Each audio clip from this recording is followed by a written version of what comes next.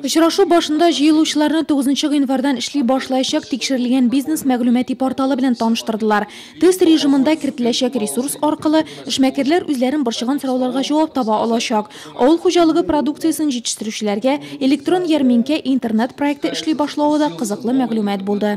Я хотел бы все-таки, чтобы эти встречи мы продолжали каждый месяц, и на прошлой встрече я обращался, говорил, может быть, мы здесь даже будем обсуждать какие-то даже не просто касаемых предпринимательских вопросов. Давайте, может быть, в моем понимании, может быть, вы будете предлагать какие-то инвестиционные проекты. Бу көннәрдә эшмәкәрләр арасында үткәрелүче алтын йөзлек бәйгесе нәтиҗәләре җиткерелде. Нурлат районыннан катнашкан 5 эшмәкәрнең 4-се әлеге конкурста җиңеп чыга алды. Шунда ук яңа елга үз территорияләрен һәм биналарын бизәгән эшмәкәрләргә рәхмәт хатлары тапшырылды.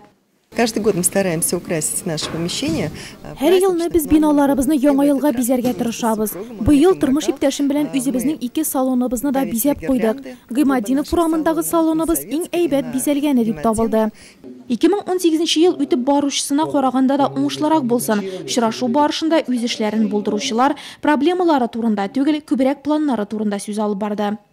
Без колхоз таралганнан соң үзебезнең эшебезне башларга уйладык. 2012 елда авылдан җирләр алып, фермалар тизеп, үзебезнең эшебезне башлап җибәрдек. Аллага шөкер, матур гына эшләп киләбез. Хәзер бөтен условиялар бар, грантлар бар хәзер. Менә без ничә тапкыр грант алдык.